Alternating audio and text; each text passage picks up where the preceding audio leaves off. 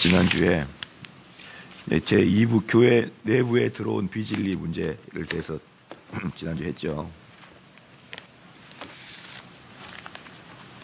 그죠? 2부 했죠. 지난주에 시작. 네.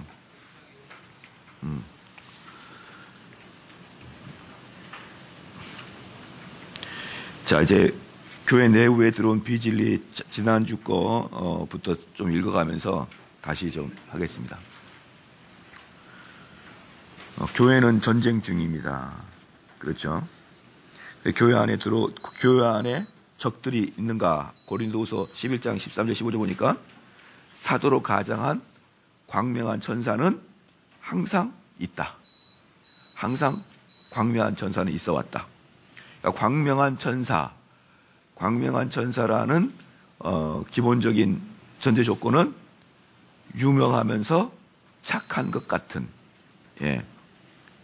그러한 자들이 주로 광명한 천사예요. 우리의 의무는 무엇인가? 디모데후서 2장 2절 말씀에 뭐라고 했죠? 우리가 진리를 잘 지켜 다음 세대에 물려주는 것이 우리가 가장 해야 될 일이다. 요번에 그 대통령 후보 중에 반기문이 한참 반기문 대망론이 나오다가 반기문이 떨어졌죠. 중간에 그만뒀잖아요. 욕만 먹고. 근데 반기문이가 떨어질 수밖에 없었던 아주 큰 이유는 뭐냐면, 반기문이는요, 뭐가 없냐면, 뭐라 그러죠? 우리 교회로 말하면 교리고, 정치적인 말로 말하면 이념이 없어요, 이념. 그러니까 정확하게 자기가 자유주의인지 사회주의인지에 대한 이념이 없단 말이에요. 지금 민주당 같은 경우는 약간 사회주의적 냄새를 가지고 있어요. 분명한 이념이 있어. 분명한 이념. 새누리당도 분명한 이념이 있단 말이에요. 그러니까 이 두 개의 이념이 분명하다 보니까 둘이 싸워.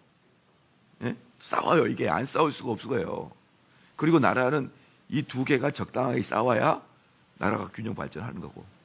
그러면은 이제 새로운 대통령 후보는 얘네 둘이를 다 아우르고 싶죠. 그러면서 하는 말이 나는 이념에서 탈피하고 싶어요.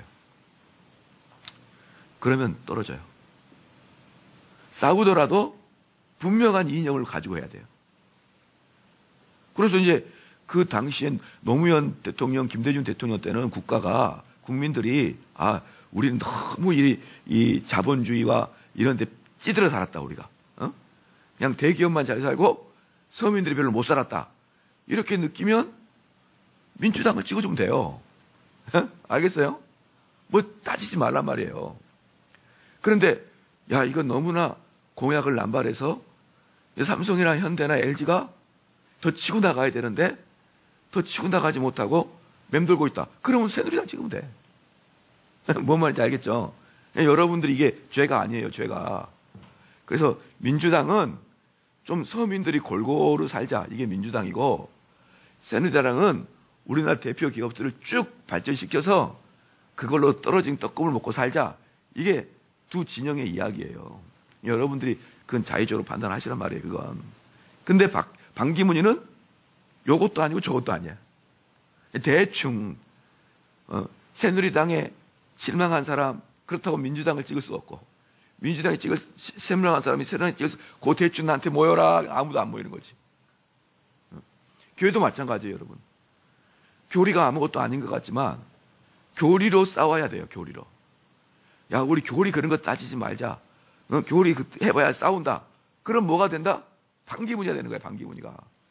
처음에는 뭔가 상당히 그럴듯하지 모였지만 나중에는 그 사람에게서 얻어낼 게 아무것도 없거든요. 다 떠나고 마는 거예요, 떠나고. 그 반기문 별명이 뭐였죠? 반기문 별명이 뭐였더라? 뱀장어였나? 기름장어. 그러니까 요리조리 빠져간다는 거예요. 요리조리. 나는 민주당, 나는 새누리당 둘 중에 하나 딱 해, 그냥. 근데 요 사이에서 요리조리 빠져나가니까 사람들이 다, 저거, 이기주의자야, 기회주의자야, 딱 찍고 말잖아요. 그러니까 신앙생활도 마찬가지예요. 여러분, 많은 사람들이, 교리 알가지 말자. 교리 말고 뭐 하자? 하나님 사랑 얘기하자. 하나님 사랑. 그러면 다 망한다. 그렇죠? 그러니까 그게 뭐예요? 디모데후서 2장 2절 말씀이 뭡니까? 그게 진리를 잘 지켜 다음 세대에 그 진리를 물려주는 게 누굽니까? 그게 이제 우리들이 해야 될 일이다. 우리들이. 그 다음에 우리는 성경의 진리를 전할 때 어떤 태도로 전해야 되는가? 에베소 3장 12절 뭐였습니까? 자신 있고 담대하게 선포하라 그랬어요. 왜? 우리는 무엇이니까? 우리는 군사와 대사 아닙니까? 그렇죠? 군사와 대사답게 이야기를 하라는 것이죠. 그러면 군사와 대사, 우리를 주의 군사요, 우리를 주의 대사라고 본단 말이에요. 그럼 대사는 하나님의 복된 소식을 전하는 거예요. 이게 대사가 할 일이란 말이죠. 그렇잖아요. 우리나라 그냥 이게 이제 외교관들의 가장 큰 외교관들이 정치를 하면 좀 어려운 문제가 하나 있는 게 뭐냐면요. 외교관들은 자기의 뜻을 관철시키는 게 아니에요. 외교관은 뭘 하는 겁니까? 대통령의 뜻을 관철시키는 거잖아. 그러니까 그 앞에서 딱 물어보면 또 물어봐야 돼. 자기 스스로 판단할 수 없는 거예요. 그래서 외교관들은 대통령 되기가 힘들어요. 그러니까 외교관들은 정치하기가 힘들어요. 정치는 자기가 쇼를 보고 트고 지나가야 되거든요. 그러니까 여기 하여튼 여러 가지로 반기문이가 어려운 상황이었어요, 사실은. 그러니까 그럼 대사가 할 일이 뭐예요? 우리 주인이 했던 이야기를 전파하는 거죠, 전파. 그렇다고 해서 대사와 외교관이 굽신굽신 거리냐고 안 그래요. 아무리 힘 약한 나라의 외교관도 그 나라를 대표하고 오기 때문에 당당하단 말이에요, 당당하다. 우리나라가 있고 우리나라보다 진짜 작은 온두라스인가 이런 나라의 대사도 정중하게 맞이해야 되는 것이고 미국 대사도 정중하게 맞아야 되는 거예요. 그 나라의 크고 작음에 떠나서. 그러니까 이 대사는 복된 소식, 즉 예수 그리스도가 전해준 그 소식을 전파하는 자예요. 그럼 군사는 뭐라 그랬습니까? 군사는 요거 물어보라는 거예요. 군사는 여러분이 어떻게 해야 되는 게 군사의 역할입니까?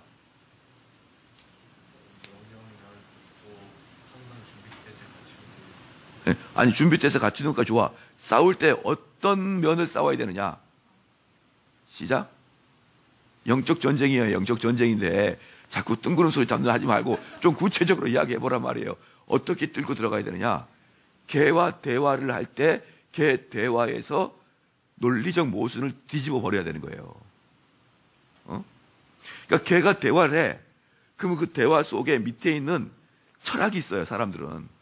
그 철학을 보편적인 사람들은요, 그 철학이 어디서 온지도 몰라요. 그러면 여러분은 그걸 이 세상의 가치관을 다 배워. 네가 얘기하는 것은 누구부터 시작했고 그 결과는 어땠다는 것을 여러분이 알고 있어요. 그럼 딱 뒤집어 버리는 거예요. 무슨 말인지 알겠죠? 군사한다는 건 뭐냐? 상대의 논리를 뒤집는다 또는 드러낸다. 너가 하고 있는 생각은 이거야. 딱 드러내는 거예요. 그게 군사가 하는 일이라고. 그러니까 여러분들이 성경을 철저히 배워야겠죠. 성경의 원리로, 그 다음에 성경의 원리만 딱 잡히면요, 이 세상의 원리는 간단해요. 몇 개 없어요. 몇 개만 배우면 된다고. 특별히 이제 보편적인 지금 있는 사람들은 현대주의 있거든요. 현대주의. 현대주의는 우리 계속 배웠잖아요. 루소부터 시작해서. 그렇죠?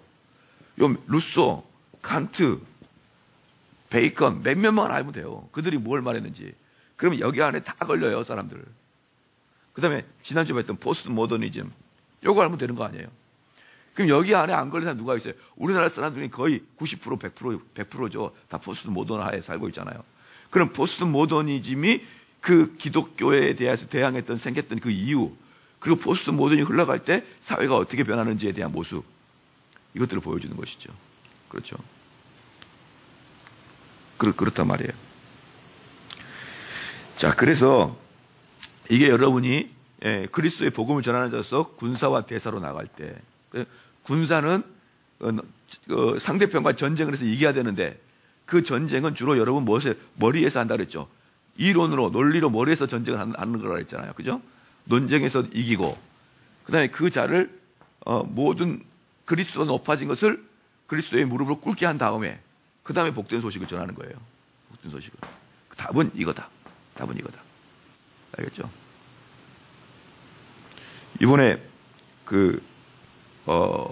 뭡니까?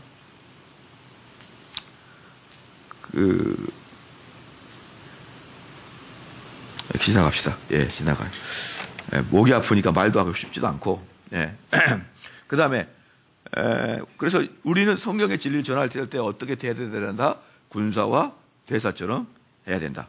그럼 여러분의 정체성은 무엇인가? 고린도 후서 10장 3절, 디모데후서 2장 3, 4절 뭐였죠?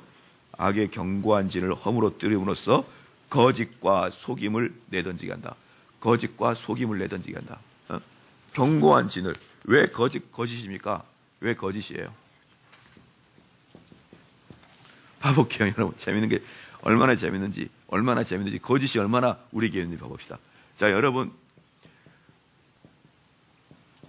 대통령을, 하나님이 기뻐하시는 대통령을 뽑아달라고 기도하죠?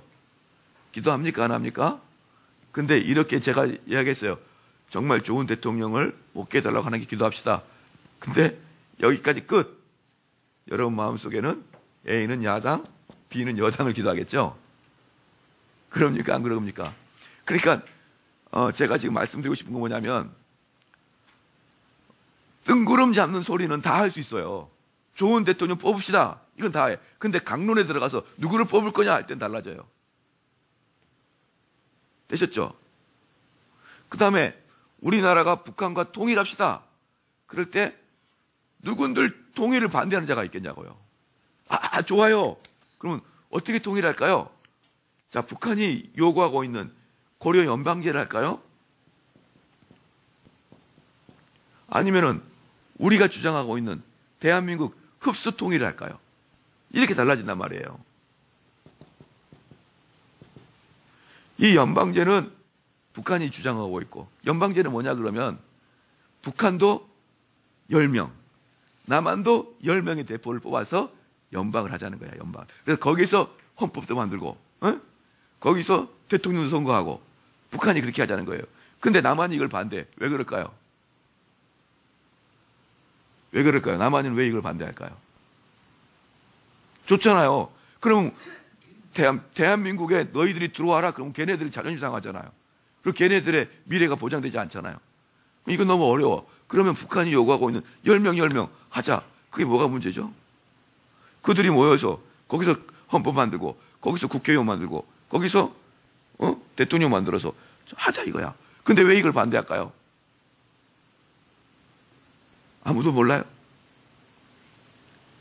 여러분 이번에 중국 봤죠? 중국에서 한국 가지 마. 그러니까 깨미새끼 한 마리 안 오잖아요. 이게 공산당이에요. 북한 10명 모이죠?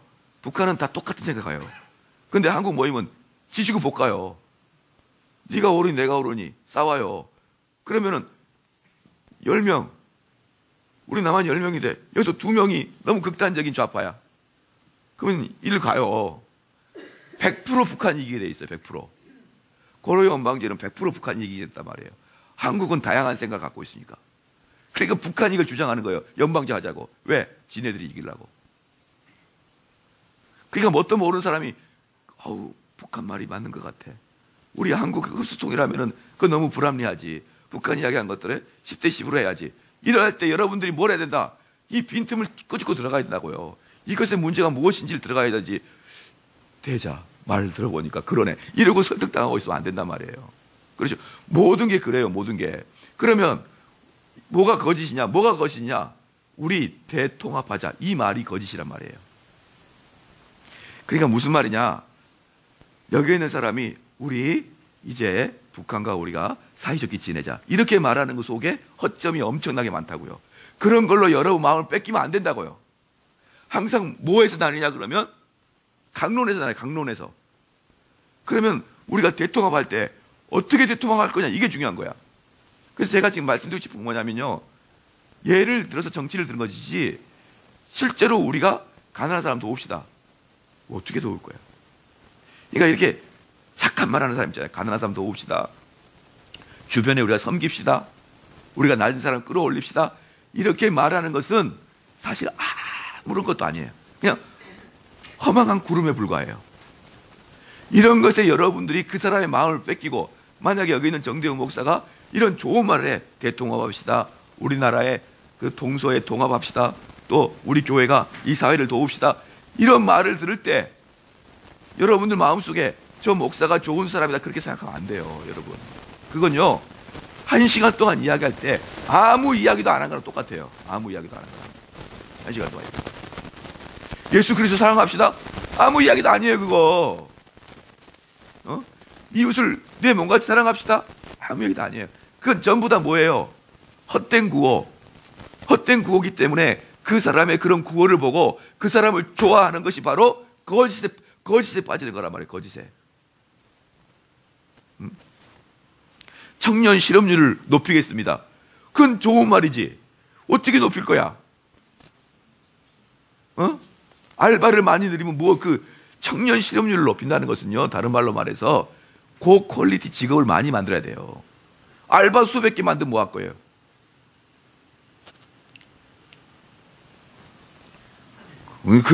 그런 되지도 않는 소리 듣고, 저분은 정말, 드디어 청년 실업률을 없애려고 하는구나. 그런 순박한 생각을 갖는 것이 바로 거짓에 쌓이는 거다, 이 말이에요. 거짓말할 때, 거짓말하는 게 아니에요. 그냥 좋은 이야기를 두리뭉실하는 것이 거짓이에요, 거짓. 네. 그렇죠? 여러분, 제가 가끔 이야기하지만, 어디 지나가 봐. 세계를 선도하는 글로벌 리더를 양성하는 서울대학교 봤어요, 못 봤어요? 봤어요? 못 봐요. 서울대는 그런 거 안 쓴단 말이에요. 세계의 인재를 양성하는 글로벌 리더의 산실, 서울대 안 써요. 글로벌 리더를 양성하는 잘 못 들어본 이름 대학교가 썰어 있단 말이에요. 서울대는 그런 거 안 씁니다. 그런데 막 뜬구름 잡는 구호를 붙여놓고 하면 그 대학교가 그렇게 글로벌 리더를 양성하게 되냐고요. 그렇죠? 그러니까 저희 교회는 광고하지 않는다. 왜? 기독교계의 서울대니까. 광고하고 그럼 부끄러운 거예요. 누가 서울대 광고 듣고 서울대 오나요? 오지 말라 그래도 덤벼드는 게 서울대죠. 맞잖아요. 그러니까 뜬구름 잡는 표, 구호, 뭐 이런 거 있잖아요. 뭐 777, 뭐 이런 거. 어떤 교회 가면 777 프로젝트 있어. 뭐 7년 내에 700명의 리더를 키워 7,000명의 교회를 만들어. 뭐 7개 국가에 뭐 이런 있잖아. 777 뭐 이런 거. 이런 거 다 구호고 헛된 거고 아무 필요도 없는 거예요. 그러니까 이런 것에 마음을 뺏기는 것을 다른 말로 여러분이 거짓에 속는 거라 이 말이에요. 거짓에. 단지 100만 원만 꿔주라. 안 갚으려고. 마음 먹고 100만 원 꿔서 안 갚는다. 이게 속이는 게, 이건 아주 저질 속이는 것이고요. 진짜 고질 속이는 것은 아무것도 없는데 있는 것처럼 자기를 가장하는 게 거짓이란 말이에요. 되셨죠? 그러면 우리는 그런 사람 만나면 어떻게 돼요? 그냥 다이렉트로 그의 허점을 찌르고 들어가야 되죠. 이 사람은 정말 별거 없다. 별거 없다. 그래서 마틴 루터가 그랬죠. 이거 지나가고 그다음 제1장 교회는 전쟁 중이다. 어째서 전쟁이 육적인 것이 아닌가? 육적인 것은 아니에요. 그래서 여러분들이 만약에 전쟁, 영적 전쟁을 하니까 내 이웃을 향해서 막 신경질을 부리고 혈기를 부리고 그러면 안 되는 것이에요. 그러면 우리는 방금 영적인 전쟁을 했잖아요. 그럼 이걸 논쟁적인 전쟁을 했죠. 논쟁에서 패배 제1등이 뭐예요? 논쟁할 때 패배할 수 있는 제1등? 흥분입니다. 흥분. 요거 하면 끝이에요. 흥분하면. 그래서 논쟁할 때 여러분 100분 동안 닮아봐요. 실실 웃어요. 실실 웃어. 왜 웃는 줄 알아요? 그 사람들이 상대가 자기를 공격할 때 웃어요. 왜 웃는 줄 알아요? 엄청 기분 나쁜 거 숨기려고 하는 거예요. 그러면 논쟁할 때 그가 웃고 있는 모습 보면은 제 속으로 흔들거리고 있다 보면 되는 거예요. 그만큼 논쟁하는 사람은 자기 흥분을 드러내는 것을 부끄럽게 여긴단 말이에요. 흥분하면 웃어요. 웃어. 그럼 저는 그걸 보고 저 새끼 저거 흔들거리고 있다 저거. 왜? 논쟁에서 제1번은 얼굴 빨개지고 화내면 패배야. 무슨 논쟁을 하더라도. 그러니까 여러분들이 영적 전쟁에서 이것 때문에 육체적 싸움은 안 되는 거예요. 얼굴을 붉히거나 화내거나 나 이거 안 해 상을 뒤집거나 그러는 것은 안 되는 거예요. 철저하게 뭘 해야 된다? 냉정하게 냉정성을 가지고 하는 거예요. 논쟁은. 내가 막 논쟁을 해요. 얘가 화가 내. 그럼 어떻게 하면 됩니까? 다음에 얘기하자. 다음에. 그럼 오면 되는 거예요. 또 가. 또 화내. 다음에 가요. 언젠가 화는 안 낼 때가 있겠죠. 그때까지 가는 거야.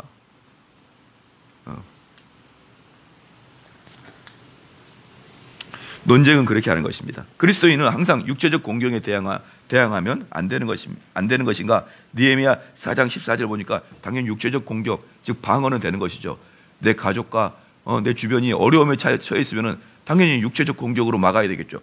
그것을 하나님이 거절하는 게 아닙니다. 자, 이 예수 그리스도의 복음을 잘못 이해하는 사람이 누구예요? 절대로 총잡지 않는 애들이 누구죠? 퀘이커도 그렇고 우리 한국에서 여호와 증인이죠. 여호와 증인. 걔네들은 어떠한 피도 흘리지 않겠다는 거 아니에요. 어떠한 피도 흘리지 않아서 걔네들은 총을 받지 않아요. 그렇죠? 그리고 우리가 나라 지켜주면 구석에서 편하게 살아요. 아주 나쁜 놈들이에요. 걔네들은 성경을 잘못 해석한 거예요. 어떠한 피도 흘리지 않겠다는 것이죠. 그런데 느헤미야에서 보니까 뭐예요? 당연히 합법적인 것은 된다 이 말이에요. 된다. 만약에 여러분 우리 경찰총장이 진실한 신자였는데 도둑놈이 도망가는데 경찰이 쫓아가니까 용서해라. 그러면 되냐 안 되냐 이 말이에요. 잡아야죠. 그래서 칼빈도 말했어요. 국가는 정당한 폭력을 사용하는 게 국가라고. 그런데 어떠한 것도 하지 않는다면 그 나라가 뭐가 될 것이며, 만약에 그런다 그러면 이방신, 이방 종교를 가진 자들, 예컨대 옛날에 중세시대 때 로마를 침입했던 그 몽고족들, 이런 사람들은 하나님 듣도 보도 못했단 말이에요. 그런 사람이 물밀듯이 밀려오면 어떻게 할 거냐 이 말이에요. 자, 다시 한번 말합니다. 그래서 머리를 깨우세요. 머리 좀 쓰십시다. 좀 다른 생각 하지 말고, 다른 생각 좀 하지 말고. 이게 신앙이라는 게 다 머리 싸움인데, 설교할 때마다 가르칠 때마다 멍 때리는 놈들이 있어요. 그 인간들은 절대로 안 됩니다. 이런 사람이 있었어요. 내가 삼성제일교회 3년을 다녀봤는데 별거 없더라. 멍 때렸잖아 3년 동안. 그리고 나서 나중에 하면 별거 없다 그래요. 왜? 우리의 전쟁은 영적인 면이고, 영적인 면의 전쟁터는 여러분 머릿속이란 말이에요. 머릿속. 잘 아시겠죠? 잘 아시겠단 말입니다. 자, 그래서 에베소서 6장 12절 고린도후서 10장 3절 4절 뭡니까? 우리의 싸움은 혈과 육이 아니고 하늘의 악한 영이다. 거기서 하늘의 악한 영은 뭡니까? 이 세상을 지배하고 있는 철학과 이 세상을 지배하는 사상을 말하고 있다.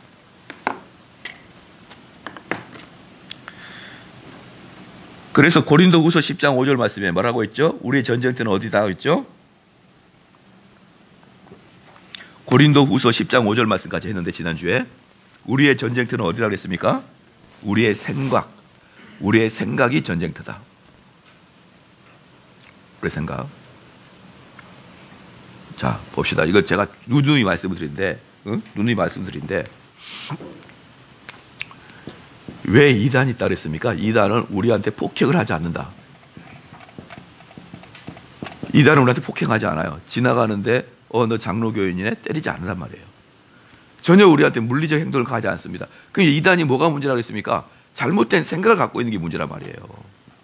잘못된 생각. 그러면 이 잘못된 생각을 갖고 있는 게 문제라 그러면 이들은 잘못된 생각 때문에 결국은 구원의 도에서 이탈하고 만단 말이죠. 그렇죠? 구원의 도에서. 그럼 잘못된 생각 갖고 있단 말이죠. 그럼 문제야. 그럼 없는 생각 어때요? 없는 생각. 없음. 생각이 없어요. 잘못된 생각이 문제예요? 없는 생각이 문제예요?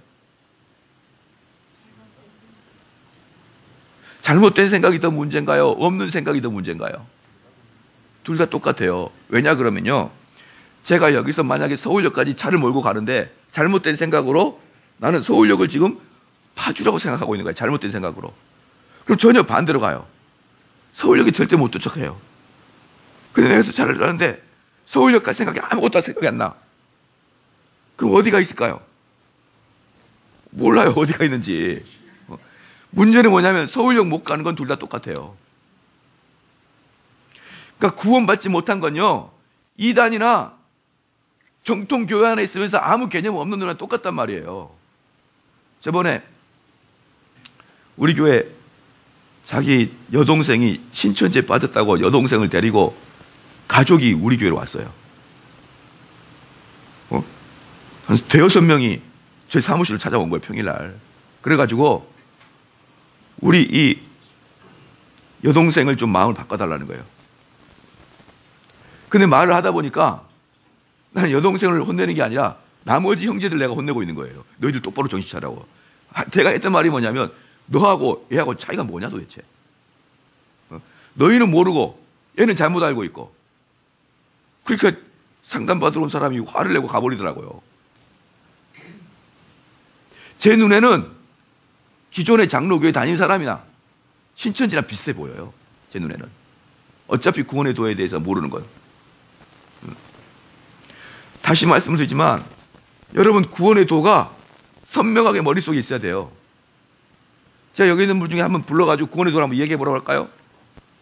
한번 너가 성경에 말하고 있는 구원의 도 이야기해 보라 그럴까요? 단 이거 아니야. 입으로 시인하여 구원에 이른다. 이거 말고 다른 거 한번 이야기해 볼까요? 어떻게 구원에 이른지? 머리가 어때요? 하얘지죠. 그러니까 똑같은 거예요. 생각 없음이나 잘못된 생각이나. 그럼 이 사람들은 똑같아요. 이단이에요. 그래서 제가 누차 한국교회에 말해요. 너희 이단 책망하지 마라. 다를 게 뭐가 있냐 너희들하고 도대체. 민구야, 그렇죠? 잘못된 음식을 먹으나 음식을 계속 안 먹으나 죽는 건 마찬가지예요. 아무것도 없으나. 제가 재밌는 게 있는데, 재밌는 게 있어요. 우리 교회 와가지고 평상시에는 우리 교회 오기 전에는 그렇게 사람들이 교회를 잘 안 다니고 뺀질뺀질하고 교회도 잘 안 가고 교회 가는 거 지겨워하고 그러다가 우리 교회 딱 와가지고 수요일 날도 오고 토요일 날도 성경 공부하고 주일 날도 하루 종일 있으면 그 사람의 친구들이 뭐라고 그러냐? 뭐라고 할까요? 너 이 교회 이단 아니냐? 그래요. 거기 안에 지금 뭐가 들어가 있죠? 정통교회는 열심히 안 한다는 게 들어가 있어요. 지금 제정신입니까 이게? 한국에. 왜 너 안 가던 교회를 그렇게 열심히 가냐? 아니 수요일날도 가. 잘 성경 우리 토요일날 성경 공부하다. 야, 잘 살펴봐라 그 교회. 성경 공부하고 열심을 강조하는 거 보니까 이단 같다. 아무것도 안 하고 성경 공부 안 하고 교회 가기 싫다 그러면 그 교회는 정통교회야. 안 그러냐고요. 한번 여러분 봐보세요. 여러분이 평상시 안 그러다가 막 이제 교회 열심히 산다. 주일이면 나는 하루 종일 교회에 있어야 돼. 그러면 사람들이 전부 다 이상하게 쳐다봐요. 이상하게. 그리고 야, 삼성지역에 성경 공부하러 가자. 이상하게 쳐다봐요. 아니 교회에서 성경 공부해야죠. 이상하다. 성경 공부하자. 이상한데? 그게 참 이상한 현상이 되더라고요. 이상한. 진리가 왜 중요합니까? 자, 이런 말 혹시 들어보셨나요? 우리가 정말 신앙생활 할 때는 교리가 중요한 건 아니다. 응? 우리는 교리에 대해서 더 이상 이야기하지 말자. 왜? 싸우니까. 여러분 분명히 다른 교회 다닌 사람하고 이야기하다 보면 부딪히죠? 그럼 그 친구가 하는 말이 그래요. 얘야, 더 이상 그것은 이야기하지 말고 우리가 말씀으로 어떻게 살아내는지를 이야기하자. 우리가 교리를 배우는 것도 중요하지만 우리가 말씀 가지고 살아가는 것은 더 중요하다. 그죠? 김선생님 맞죠?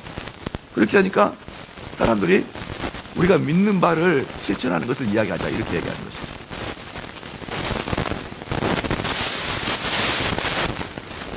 김선영 집사님, 제가 지난번에 질문했는데 한 번 더 이야기해보세요. 삼위일체 살아보세요. 네? 아니, 증명하지 말고 살아보시라고. 삼위일체를 살아보시라고. 아니, 그러니까 친구들이 그러잖아요.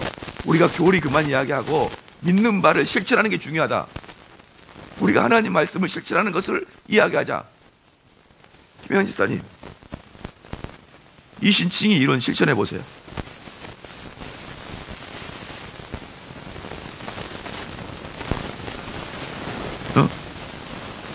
예수 그리스도의 십자가상에서 보혈의 피로 통해서 내가 의가 전가되었다. 실천해봐.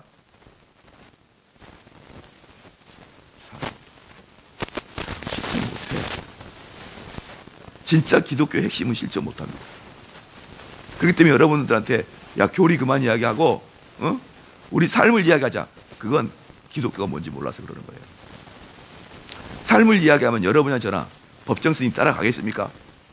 최소한 법정 스님은 옷 2벌밖에 없어요. 예수님 명령을 따라서 옷을 2번만 닦았거든요. 여러분 벌써 집에 가면 옷이 쌓여 있잖아. 비교가 안 돼요. 법정 스님하고는. 우리가 무엇을 실천하고 있는지, 우리가 무엇을 살고 있는지는. 그리고 법정 스님은 제가 어제 이발소 갔다 와서 벌써 10,000원 썼어요. 스님은 혼자 깎아요.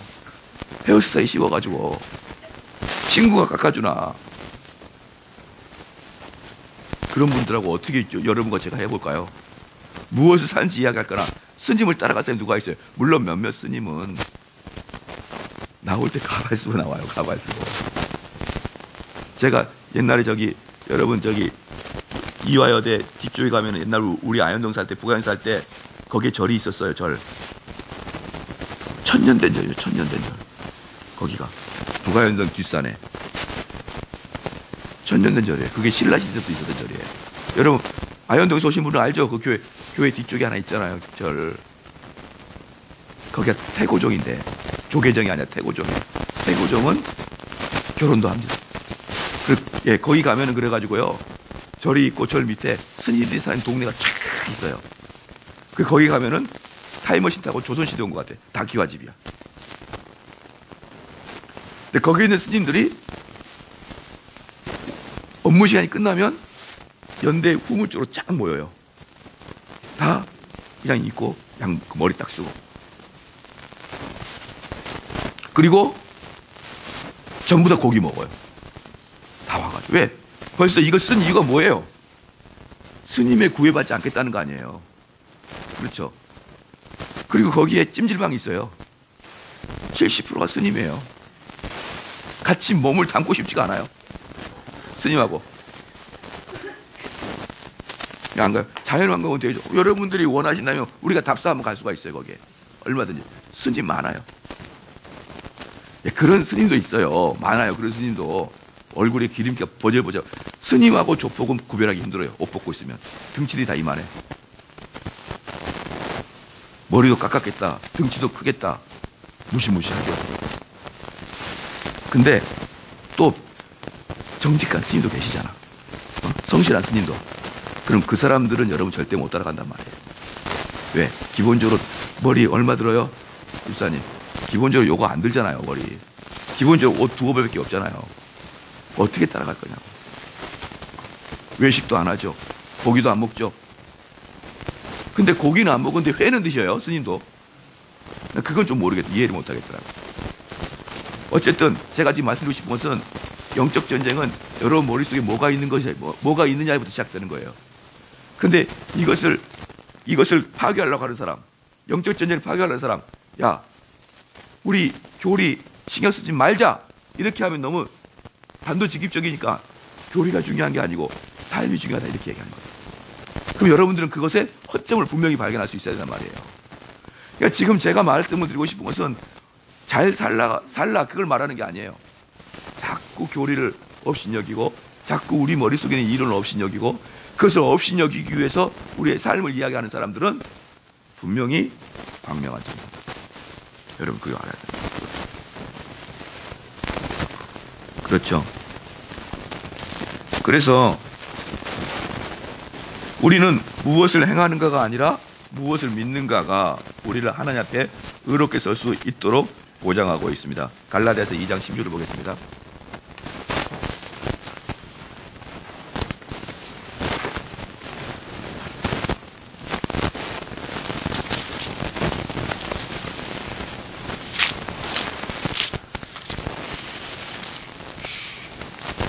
갈라디아서 2장 16절 한번 읽겠습니다. 시작. 사람이 의롭게 되는 것은 율법의 행위에서 난 것이 아니에요. 예수 그리스도를 믿음으로 말미암은 줄 아는 거로 우리도 그리스도 예수를 믿나니 이는 우리가 율법의 행위로서가 아니고 그리스도를 믿음으로 의롭다함을 얻으려 함이라. 율법의 행위로서는 의롭다함을 얻을 육체가 없니. 여기 분명히 뭐라고 했습니까?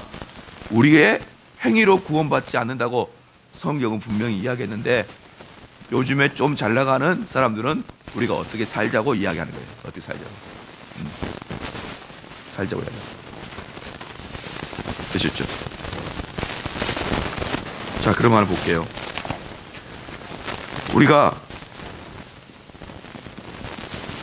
행위로 구원받지 못하죠? 되셨죠? 그러면 또 하나 질문. 우리의 악행으로 지옥 갑니까? 안 갑니까?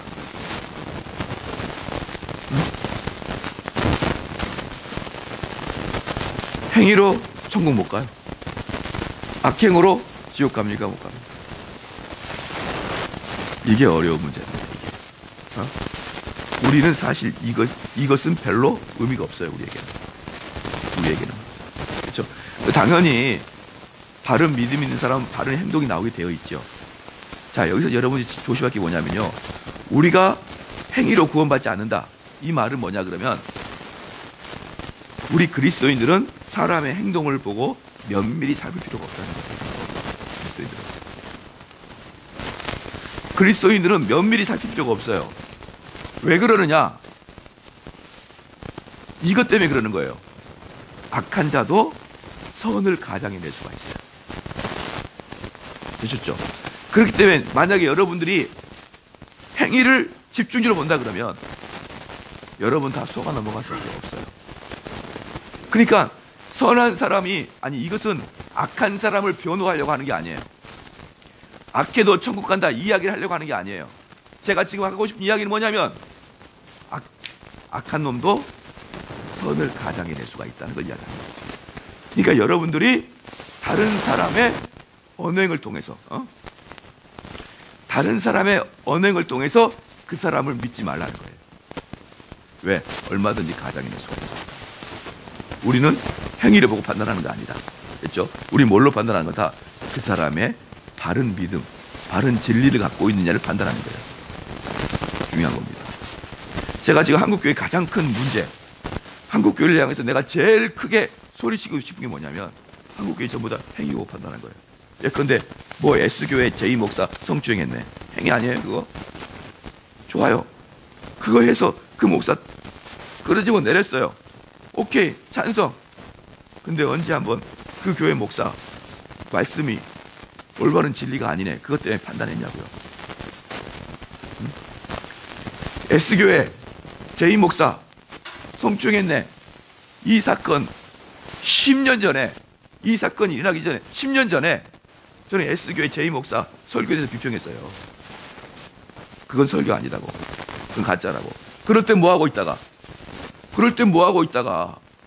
그 교회에 수만 명 가고 아무도 그 사람이 뭘 잘못했는지도 모르고, 그러나 나중에 성추행 할 때 그때야 비로소 소리 외쳐요. 이 사람이 성추행하는 순간 이 사람 비판 멈췄어요. 비판. 왜? 이제는 부끄러워요. 이런 거 비판하는 거. 왜냐하면 이런 것은 누구도 할 수 있으니까, 승진이도 할 수 있으니까. 성추행하는 사람을 비판을 누가 못해요? 근데 전문적인 신학적인 지식 가진 사람이 이걸 비판해야겠냐고요. 전문적인 사람들은 그 사람의 설교와 그 사람의 가르침만 보는 거예요. 그 사람의 삶은 관심도 없는 거예요. 왜? 다시 말씀드리지만 가짜도 진짜를 흉내내니까. 그래서 당연히 윤리적, 도덕적 타락한 사람은 일고의 가치도 없이 그 사람을 변호하고 싶은 생각이 없어요. 그 사람이 좋다고 말할 수도 없어요. 근데 저는 도덕적, 윤리적, 선하다고 하는 사람도 칭찬하지 않습니다. 그래서 그런 차원에서 그가 단지 하나님 말씀을 올곧게 진리로 전하느냐, 그것이 관심이 있는 것이지 그가 어떤 삶을 사느냐,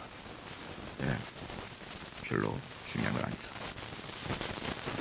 그리고 진짜 그 마음속에 하나님의 도가 임한다 그러면 당연히 열매는 선한 열매를 낳아요. 그렇죠? 자, 그 다음에 보겠습니다. 그래서 답이 뭡니까? 행함이 아니라 무엇을 믿는가가 하나님 앞에 의롭게 서는 것이다. 행함이 아니라 무엇을 믿는가가 하나님 앞에 의롭게 서는 것이다.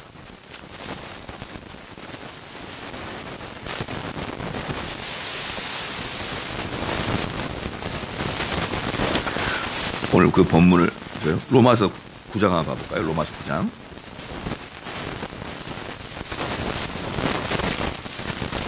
로마서 9장. 여러분, 제 목소리가 이러니까 좀 듣기가 조금 답답하긴 하죠. 로마서 9장 31절 32절 보면요, 같이 한번 읽을까요? 시작. 의의 법을 쫓아간 이스라엘은 법에 이르지 못하였으니. 자, 여기서요, 법을, 의의 법, 율법을 쫓아가는 사람들은 어떻다? 율법에 이르지 못한다. 그렇죠? 그 다음에 32절 시작. 어찌 그러하뇨? 이는 저희가 믿음에 의지하지 않고 행위에 의지함이라. 부딪힐 돌에 부딪혔느냐. 로마서에 분명히 나와 있는데 지금 한국교회는 지나치게 교회의 행위적인 면을 보고 판단하고 있어요. 얼마나 많은지 몰라요. 얼마나 많은지. 목사님, 어떤 교회 되게 좋아요. 제가 이야기했죠. 왜 좋습니까? 라고 물으니까 그 교회는 회계장부가 투명해요. 어? 참나, 내가 기가 막혀가지고 그냥 야이, 회계장부가 투명하다고. 아이고. 물론 회계장부가 하도 흑암에 쌓여 있었기 때문에 그거라도 좋아 보인 거 모르겠는데, 여기 봐요. 구원은 행위에 있지 않다고요. 목사님, 어떤 게 되게 좋아요. 왜요? 그 교회는 500명 이상이면 분리 개척시켜줘요. 행위입니까? 아닙니까? 목사님, 그 목사님 되게 좋아요. 왜요? 사례를 받지 않고 자비랑을 해요. 행위입니까? 아닙니까? 목사님, 그 교회 되게 나빠요. 왜? 세습했어요. 행위입니까? 아닙니까? 행위죠. 어리석은 자들. 목사님, 그 교회 되게 좋아요. 왜요? 작은 교회를 추구해요. 참, 네. 그냥 웃음만 나오다가 감기 걸린 거야. 웃다가. 네? 일주일 동안 웃다가 감기 걸렸다고. 이게 어떻게 교회를 판단하는 겁니까? 교회는 행위가 아니고 무엇을 믿느냐? 믿음으로 말미암아 구원을 받는 것인데, 모든 교회의 좋고 싫고를 겉으로 드러나는 걸로 판단하니 이 교회를 어찌해야 되겠습니까?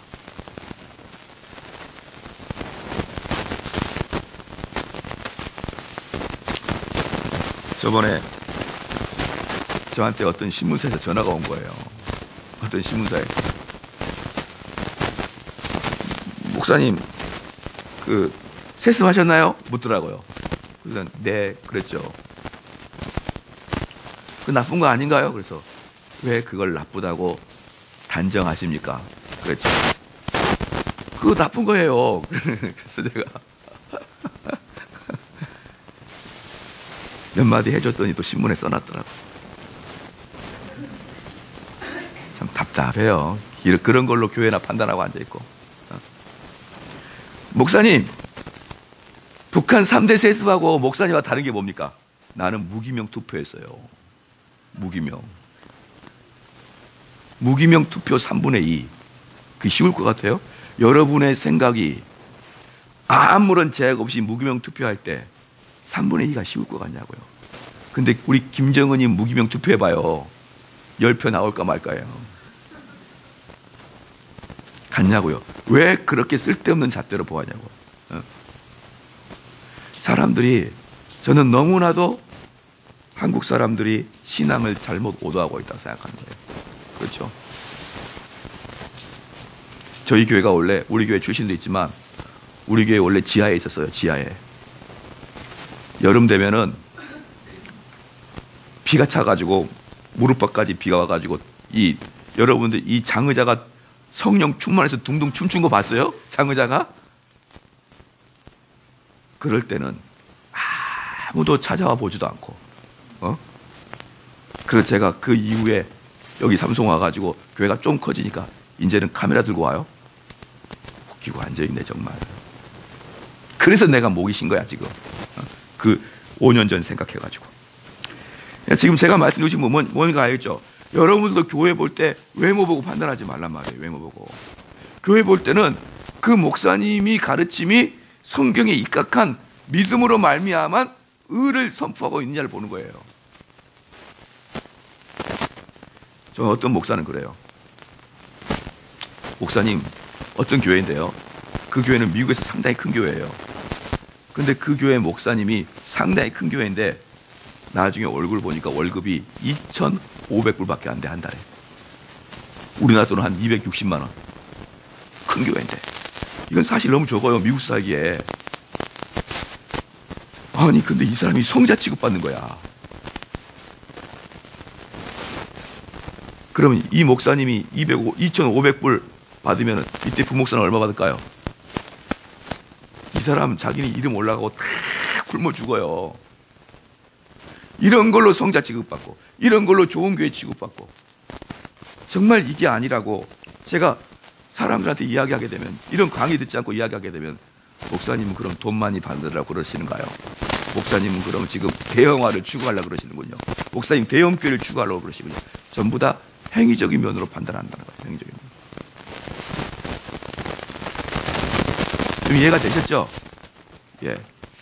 여러분들이 이해를 잘 하셔야 제 설교를 목사님 왜 저렇게 설교를 하시는구나를 잘 알 수가 있는 거예요. 잘 알 수가 있어요. 그 다음에 그리스도의 진리를 의심하지 않는 것과 경건한 행위의 차이는 무엇인가? 로마서 10장 3절 4절. 로마서 9장 32절은 분명히 여러분이 기억하고 오셔야 됩니다. 우리는 절대로 행위에 의지하지 말아야 돼요. 그러니까 저 그리스도가 뭘로 여러분에게 접근할까요? 행위로 접근하겠죠.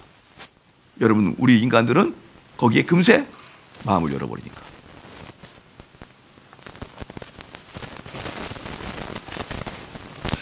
그리고 로마서 10장 3절 4절 한번 읽겠습니다. 시작. 하나님의 의를 모르고 자기 의를 세우려 힘써 하나님의 의를 복잡해. 여기 봅시다. 자, 3절이에요. 승진아, 잘 봐라. 청년들 잘 봐야 돼. 잘 봐봐라. 하나님의 의를 모르고 자기 의를 세우려고 힘써 하나님의 의를 복종치 아니하다. 지금 무슨 말이냐면요. 여기 주목해 보십시오. 하나님의 의를 정확히 몰라요. 하나님의 의를 정확히 모른다. 그지? 승진아? 그런데 여러분이 착하게 살려고 하면은 하나님의 의를 정확히 모르고 내가 착하게 살려고 노력하는 것이 하나님을 대적하는 거라고요. 승진아, 너 하나님의 의 아니? 봐, 말이 심각해지잖아요. 하나님의 의를 모르고 하나님의 의를 모르고 여러분 착한 일을 하려고 하면은 하나님을 대적하는 거예요. 근데 수많은 사람이 하나님을 알지도 못해요. 삶 자체가 하나님 대적이야. 죄를 짓던 선을 하던. 그러면서 어디 교회에 앉아 있으면서 자기가 무슨 신앙인처럼 일주일 내내 하나님의 의를 깊이 알지도 못하고 착한 일하고 살아왔잖아요. 나름대로 남 돕는다고 나름대로 선량을 한다고 살아왔잖아요. 근데 그게 뭐야? 하나님을 대적하는 거라고요. 그게. 4절 말씀 시작. 그리스도는 모든 믿는 자에게 의를 이루기 위하여 율법의 마침이 되시니라. 네. 여러분이 잘 생각해야 됩니다. 잘. 그래서 하나님의 아까 그 처음에 얘기했던 우리가 무엇을 믿는지. 그러면 제가 지금 너희도 하나님의 의 아니? 라고 물어봤잖아요. 그럼 몰라. 왜 그러느냐? 왜 하나님의 의를 모르느냐? 무엇을 말할지 모르겠는 거야. 내가 무엇을 말할까요? 왜 그런 생각이 날까요? 예, 이 머릿속에 조직적으로 하나님 말씀이 배열되어 있지 않기 때문에 그래요. 지금 목사님이 뭘 물어보는 거지 도대체? 하나님의 의가 뭐지? 이렇게 반문하는 사람들은 그 머릿속에 하나님의 의가 딱 선명하게 없는 거예요. 그럼 하나님의 의가 선명하게 있으려면 요 한 센텐스가 뭐냐? 교리예요. 그렇죠. 교리는 뭐냐? 그러면 성경 말씀에 있는 하나님의 의를 우리 인간들이 알기 쉽게 재배열하는 게 교리예요. 근데 하나님의 말씀을 재배열해 놓지 않았어요. 그 머릿속에 여러분 하나님 말씀이 조직적으로 있어야 되는데 그 조직적으로 없기 때문에 하나님의 의가 뭐냐 물어보면 머리가 하얘지는 거예요. 그럼 이러한 상태에서 내가 열심히 산들 그래서 하나님이 기뻐하시겠냐고요. 그런데 이것이 하나님이 기뻐하지 않는다고 분명히 로마서 10장에 나와 있는데 사람들 뭐라고 그러냐? 우리가 무엇을 믿는지 또는 우리가 무슨 교리를 아는지를 이야기하지 말고 우리 삶을 이야기하자고 정확하게 로마서 10장하고 반대 이야기를 하는 겁니다. 여러분, 제가 처음에 오늘 강의할 때 처음에 뭐라고 했어요? 거짓에 속지 말라 그랬잖아요. 그럼 거짓을 말할 때 사람들이 이건 거짓말이다라고 생각하게 말할 것 같냐고 그렇잖아요. 야, 이 말은 진짜 같다 그렇게 들리게끔 이야기하는 거예요. 그래 뚝 해가지고 뚝 하면은 주변 사람을 위하자. 뭐 주변에 이웃을 내 몸처럼 사랑하자. 그러면 뚝 하면 뭐 하는 거예요? 쌀 가지고 하는 거예요. 쌀 나눠주고 쌀 가지고 나눠줄 때 그냥 쌀 가지고 나눠줍니까? 여기다 뭐라고 삼성 제일교회라 쓰고 가잖아요. 그렇잖아요. 그리고 이 동네 이 삼성리 동네는 그래도 깨끗하니까 그런데 좀 더러운 동네에서 뭐해요? 삼성 제일교회 쓰고 담보꽁도 줍고 다니는 거예요. 이거 착한 일이라고. 지금 뭐 하고 있는 것이요? 행위를 남들한테 보여주고 있는 거잖아요. 자꾸.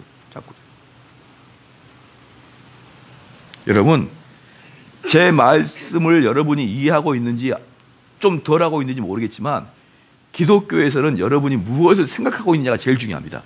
어떻게 생각하고 있느냐, 진리를 어떻게 재배치해서 머릿속에 가득 담아놓느냐, 그린 다음에 여기서부터 흘러나오는 자연스러운 행동들을 우리가 보는 것이지. 여기에는 텅텅 비었는데 가서 김치 나눠주고 가서 쌀 나눠주고 담배꽁초 주고 뭐? 커피? 전철역 앞에 커피?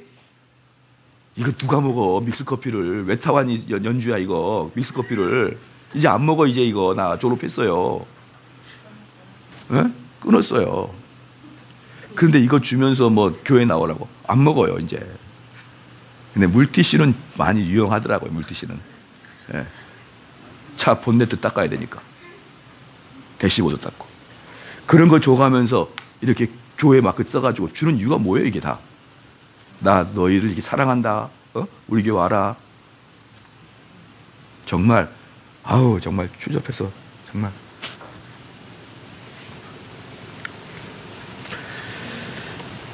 예, 그래서 우리는 그러니까 지나가다가 물티슈 나눠주는 거 그 행동 하나만 봐도 그 교회 철학이 딱 보여요. 그래서 사람들이 왜 목사님은 그 교회 담임 목사님 대화도 안 해보고 그 교회를 쉽게 판단합니까? 딱 보고 판단할 수 있는 게 전문가죠. 딱 보면 그 교회 철학이 보인다니까요. 지금 이 사람들이 봐봐요. 물티슈 줘요. 물티슈. 우리 교회에 많이 왔어요. 물티슈 하라고. 하는 말이 뭐냐 그러면은 목사님 이 물티슈는 많이 필요하니까 여기다가 삼성 제일교회 쓰면은 꺼낼 때마다 봅니다. 이 버리지도 않아요 물티슈는. 그래서 이거 하라는 거예요. 요게 대세입니다. 이렇게 해가지고. 그렇죠. 그럼 이 물티슈 보고 교회 오는 사람은 어떤 느낌이 든다 그랬죠? 자기가 고객 같은 느낌이 들어요. 고객. 한마디로 호객행위를 당한 거예요. 호객행위를 여기서. 여러분 그 나이트 가면 삐끼들이 이런 걸 주로 주거든요. 그럼 호객행위로 가게 되면은 이 교회의 주인은 누가 되는 거예요? 따라합시다. 고객은 왕이다. 교인이 왕이 되는 거예요. 교인이 왕이 되기 때문에 교인이 뭐 교회가 이렇게 뭐 썰렁해 투덜투덜 거리는 거예요. 교인들이. 그럼 성도 사역자들이 뭐가 문제입니까? 뭐 목사님, 주보가 이래요. 진짜. 고객이 왕이 됐어요. 우리 주님 어디 계셔요? 전철역에서 사라져 버렸어요. 전철 타고 가버렸어요. 거기서 티슈 나눠줄 때. 그래서 고객이 왕이 된 교회가 되는 거예요. 목사님의 포커스는 어떻게 해야 이들을 감동시킬까에 달려 있어요. 목사님의 포커스는 우리 개혁교회 표가 뭔 줄 알아요? 하나님을 영광되게, 하나님을 기쁘게 해드리는 게 개혁교회예요. 근데 지금 복음주의 교회는 뭔 줄 알아요? 하나님을 가지고 그걸로 교인들을 기쁘게, 교인들을 만족하게, 교인들이 위로받게. 시각 자체가 바뀌었어요. 왜 그럴까요? 시작, 고객이 왕이니까. 하나님과 성령님은 그 왕을 기쁘게 해주는 도구예요. 그러니까 성도들한테 쩔쩔 매는 거예요. 뭐가 문제예요? 뭐가 문제예요? 왜? 시작, 고객이니까. 여러분, 그러면 고객이면은 만약에 백화점에서 직원하고 고객이 싸워요. 그럼 팀장은 누구 편을 들죠? 고객 편 들죠? 교회도 그래요. 사역자하고 교인 싸우면은 사역자 편 안 들고 교인 편을 들어요. 담임 목사가. 나빴어요. 나빠요, 그러면은. 제가 이래봬도 딱 보면은 전반적으로 사역자가 별로 안 좋아도 일반 교인보다 사역자 좀 나아요. 여러 가지로. 왜냐? 그래도 기도 좀 더 하고, 그래도 좀 말씀 더 보잖아, 이분들이. 그런데 막 무조건 사역자도 혼내는 거예요. 왜? 그 김집사 그렇게 삐지게 했냐? 왜 박집사 그렇게 했냐? 왜 최장로 그렇게 만들어놨냐? 가서 네가 사과해라. 아니면 잘라버리고. 할렐루야. 네. 저는 여러분들에게 말씀드리고 싶지만 교회는 여러분들이 고객이 아니에요. 여러분이 예배를 드릴 때, 자, 봅시다. 예배를 드릴 때 목사님이 설교하고 교인들은 목사님을 관람합니다. 관람. 오늘 목사님의 넥타이가 뭔지, 오늘 목사님의 그 어떤 제스처나 말이 뭔지 이런 걸 관람하고 있는 거예요. 잘하나 못하나 보자 이렇게 하고 있어요. 예? 근데 물어볼게요. 예배 시간에 관람은 누가 합니까? 하나님이 하시는 거예요. 하나님이. 목사와 성도는 그 하나님께 보이기 위해서 예배를 드리는 거예요. 근데 그 예배 시간에 이렇게 앉아가지고 쩔쩔쩔쩔 켜가지고 이러고 있고 눈 감고 앉아있고 졸고 하나님이 보시는 예배인데 여러분과 저는 주인이 아니라니까요. 이 교회. 이 교회의 주인은 주 예수 그리스도예요. 그럼 그 안에서 주님께 잘 보이기 위해서 재롱도 부르고 우리가 주님께 잘 보이기 위해서 우리의 마음, 주님이 싫어하는 게 뭐예요? 죄니까 죄를 회개하고, 주님이 좋아하는 게 뭡니까? 하나님 말씀에 순종하기를 원하니까 말씀 선포하고, 하나님 보시기에 합당한 예배가 돼야 되지. 어느 순간부터 하나님은 온데간데 없어져 버렸어요.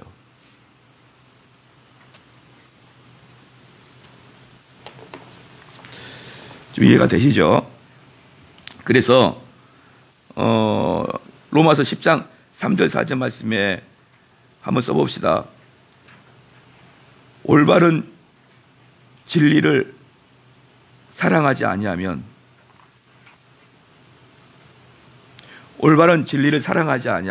어떤 손도 바르지 않다. 올바른 진리를 사랑하지 아니하면 어떤 손도 바르지 않다.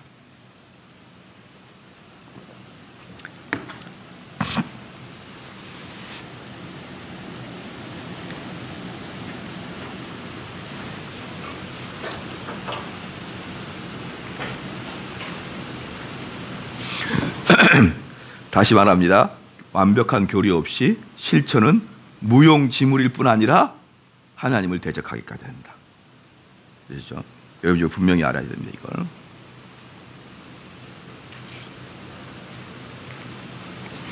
어떤 교회 보면은 500명 딱 넘으면 다 갈라요. 500명 넘으면 엄청나게 자부심을 가지고 있어요. 어떤 자부심일까요? 우리 교회는 청렴한 교회다는 자부심. 근데 우리 주님은 어떤 자를 원합니까? 자기가 죄인됨을 고백하는 자를 원하는 것이지, 자기가 그거에서 자부심 가지면 안 됩니다. 안 돼요. 자, 그 다음에 사도 바울은 교회를 무엇이라고 하는가? 디모데전서 3장 15절 한번 써봅시다. 진리의 기둥터. 진리의 기둥터.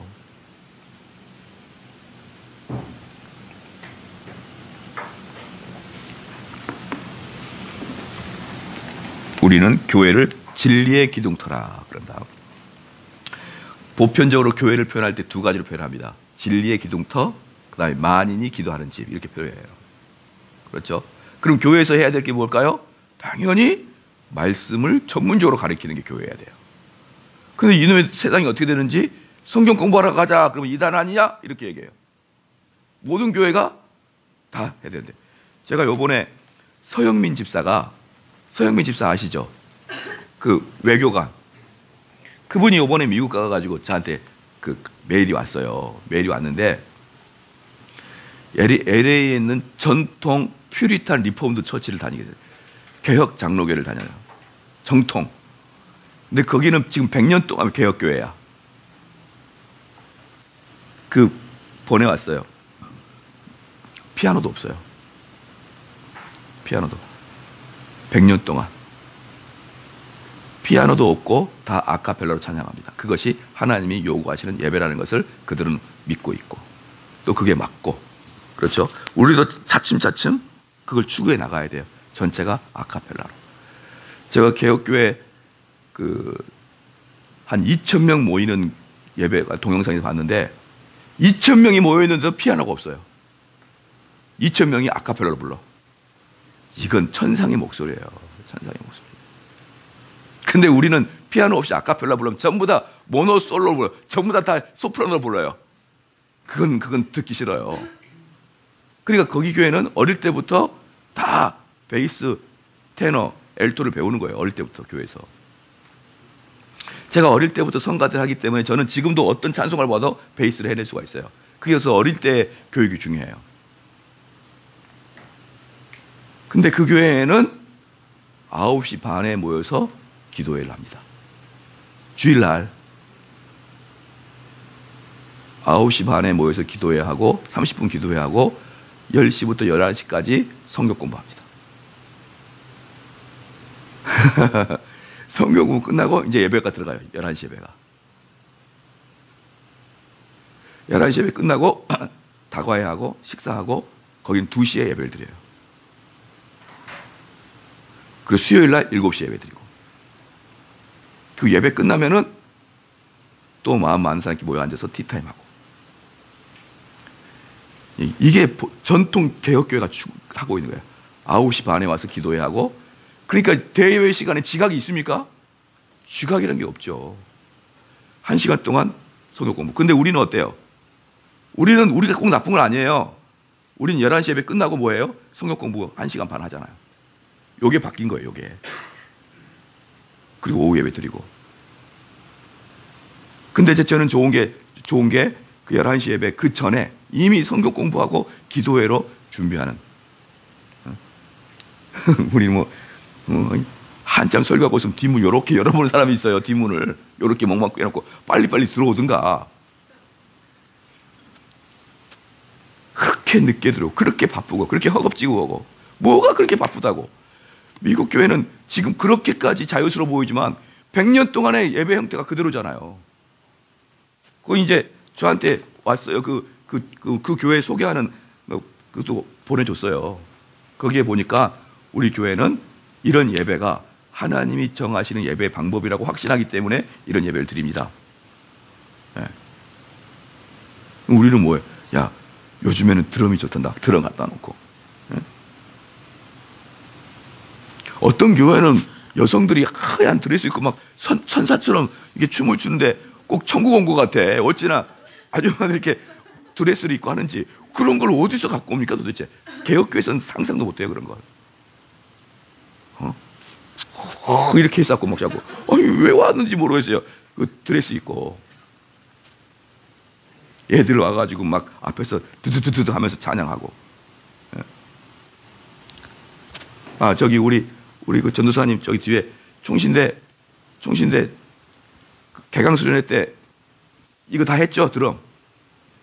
그거 봐. 신학생들부터 총신대 신학생도 저러니 그 총신대 생들이 학교 가서 교회 가서 뭐 하겠어요? 다 하지. 다. 꼭 그냥 하지 마. 거기 하지 마. 알았죠? 거긴 하지 말고. 아니, 학교는 다니지만 교회는 개혁교회처럼 만들어라고요. 개혁교회처럼. 개혁교회가 어떻게 예배를 드리는지 인터넷 좀 찾아봐요. 그럼 그들은 전부 다 아카펠라로 불러요. 피아노도 없고. 왜냐? 칼빈이 말했거든요. 우리 인간은 우리 그리스도인들에게 가장 중요한 것은 예배예요. 그리스도인에게 가장 중요한 게 예배인데 이 예배를 칼빈이 말했어요. 하나님이 정하신 방법 외에 어떤 것도 넣지 않기로 칼빈은 말해요. 왜냐? 예배가 가장 중요하니까. 가장 중요한데 인간의 상상력으로 예배를 만들지 말라는 거예요. 인간의 상상력으로 예배를 만들지 말라. 성경에 나와 있는 것만 예배하라 그랬죠. 그래서 종교개혁자들이 성경을 다 뒤져가지고 그때 예배가 어떻게 진행된 것을 탁 짜맞췄어요. 이기적이 찾아가지고. 그래서 예배의 기준은 어디냐? 구약이 아니라 신약이에요. 아셨죠? 예배의 기준은 구약이 아니라 신약이에요. 그러니까 사람들이 구약에 쏘고 춤추고 그거 이야기하지 말란 말이에요. 구약이니까. 무슨 칼빈과 종교개혁자들이 구약을 몰라서 그랬겠냐고요. 그것은 이스라엘의 율법이 끝남으로써 그 예배 제도도 끝났어요.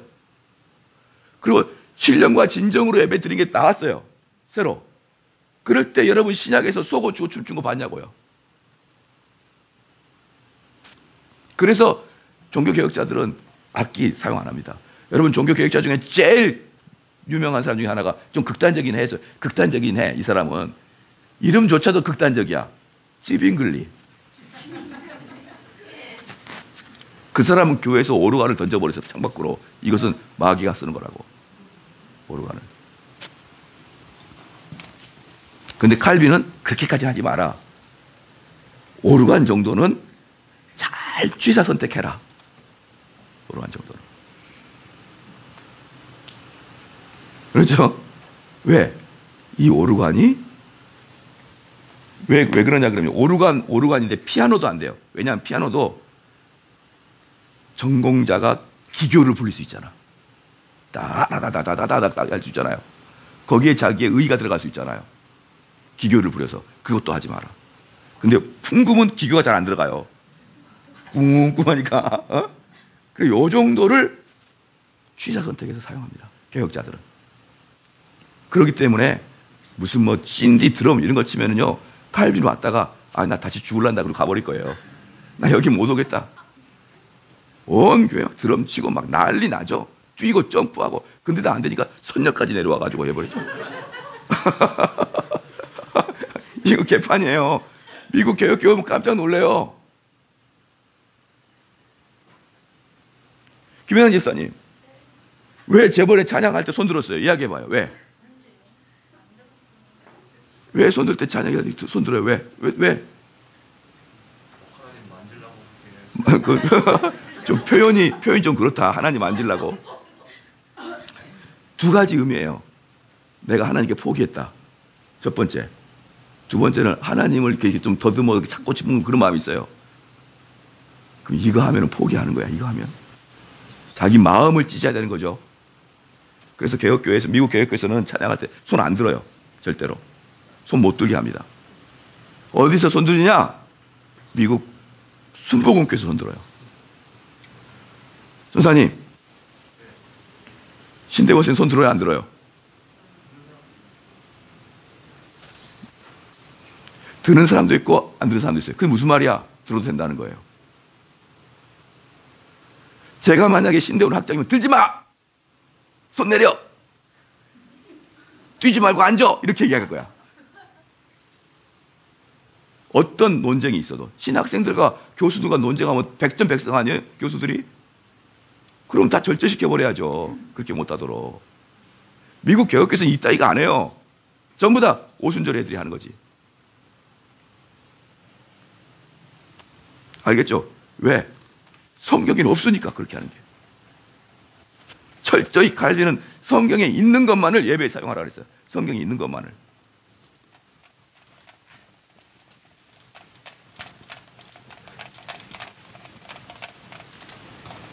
그리고 나서 사람들한테 진리를 가리키고 그 뇌 속에 있는 걸 변화시키려고 진리를 가리키고 논리를 가리켜야지.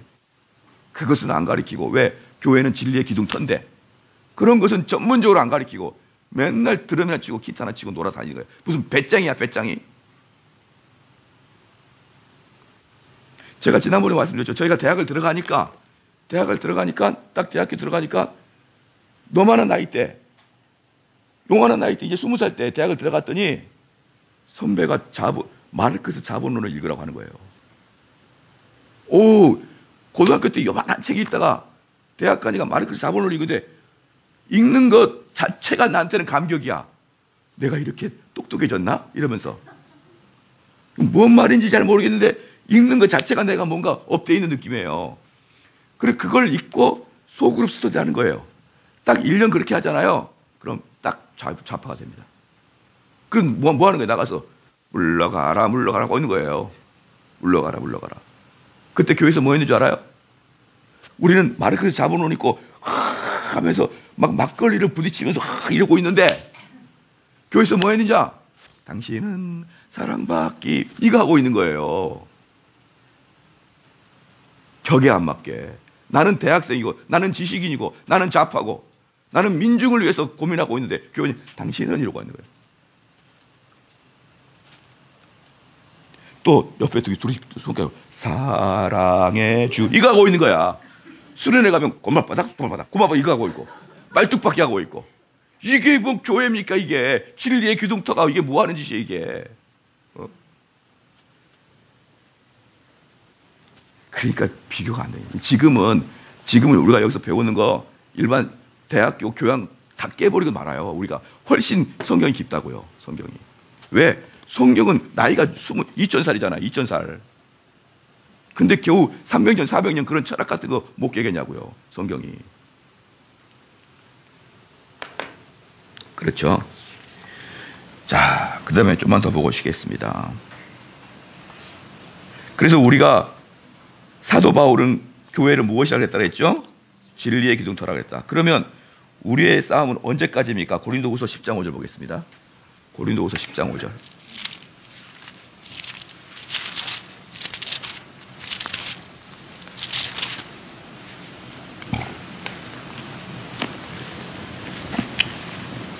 자, 읽겠습니다. 시작. 모든 이론을 파하며 하나님을 아는 것을 대적하여. 뭐 고린도후서 10장 5절인데, 예, 다시 한번 읽겠습니다. 시작. 모든 이론을 파하며 하나님 아는 것을 대적하여 높아진 것을 다 파하고 모든 생각을 사로잡아 그리스도에게 복종케 한다. 자, 언제까지 해야 됩니까? 모든 생각이 그리스도의 생각으로 한몫될 때까지. 예, 그리스도 생각. 그렇죠. 그러니까 교회에 있을 때는 성도야. 밖에 나가면은 그냥 개차반이 되는 거예요. 그러면서 사람들이 뭐라고 하냐면, 목사님, 저한테 어떤 친구가 그랬어요. 목사님, 교회에 있는 제가 접니까? 밖에 있는 제가 접니까? 그래서 제가 그랬죠. 밖에 있는 애가 너야. 교회에는 너는 가면 쓰고 들어오는 거고. 그러고 답은 간단해요. 답은 해주니까 아주 선명하니까 좋아하더라고. 밖에 있는 애가 너다. 그런데 왜 이렇게 교회에서 나와 밖에서 나가 자꾸 헷갈리느냐? 시작 뭐가 없으니까 이 머리에서 밖의 사상을 지배할 수 있는 논리가 없기 때문에 그러는 거예요. 교회에 몸만 왔고 교회 종교적인 행위만 하니까 예배드리고 기도하고 성도와 교제만 하고 가니까 이 뇌가 다른 것을 지배하지 못하는 거예요. 그러니까 밖에 나가면 밖의 원리로 살아가는 거예요. 교회 와서 사실은 기독교 원리로 살아가지 않아요. 교회 와서는 교회에 다니는 친구를 다시 사귀는 거야. 똑같은 원리로. 뇌 자체는 아무것도 안 변해 있는 것입니다. 그런데 그 생각들을 다 여러분이 정복할 때까지는 말씀을 계속 배워야 된다. 말씀을. 좀만 쉬었다가 하겠습니다.